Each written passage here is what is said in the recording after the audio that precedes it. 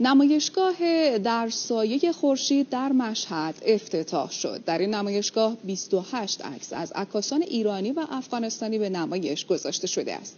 این نمایشگاه تا 17 فروردین در بازار ملل مشهد برای علاقه‌مندان برپاست.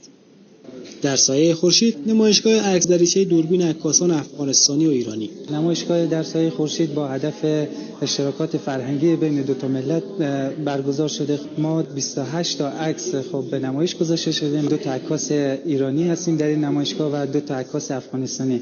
عکس‌های به نمایش گذاشته شده از مراسم‌های مذهبی، فرهنگی، کودکان افغانستانی و عاشقان و زائران امام رئوف در حرم مطهر رضوی است. زبان عکس زبان خاصی که مرز خاصی رو نمیشناسه. زبان مشترک تمام نگاه‌هایی است که در کشورهای مختلف از ویژگی‌های جغرافی اون کشور شکل گرفته. نقش مشترکشون از لحاظ مذهب و دین که واضحه، نحوه عزاداریشون و اینکه همشون از لحاظ اعتقادی و هم نزدیکن. عکس‌هایی که از اشتراکات عمیق دو کشور همزبان سخن می‌گوید.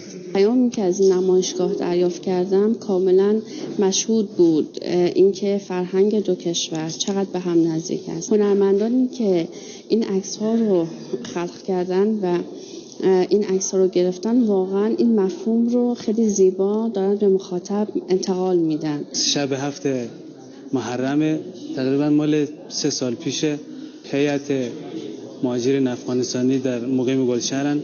تعدادی از عکس‌ها هم توانسته خاطرات اوایل مهاجرت را دوباره زنده کند. عکس بسیار متنوع، بسیار خوب رو به نمایش گذاشتن که ما رو به یاد خاطرات گذشته و یک پارچگی و اتحاد همدلی دو تا ملت میرساند. نمایشگاه بین‌المللی قرآن و عطرت، جشنواره غذای ملل و نمایشگاه عکس در سایه خورشید سومین مراسمی است که از آغاز سال نو تا اکنون افغانستانی‌ها آثار هنری، فرهنگی و توانمندی‌های خود را به نمایش گذاشتند. ما انشالله در اداره کل اتباع استانداری برنامه‌های بسیار زیادی در حوزه‌های مختلف فرهنگی اجتماعی داریم که در سال 1402 امیدواریم که بتونیم با کمک خداوند متعال در برگزاری نمایشگاه‌های بیشتر و حوزه‌های فرهنگی و اجتماعی انشالله باشیم.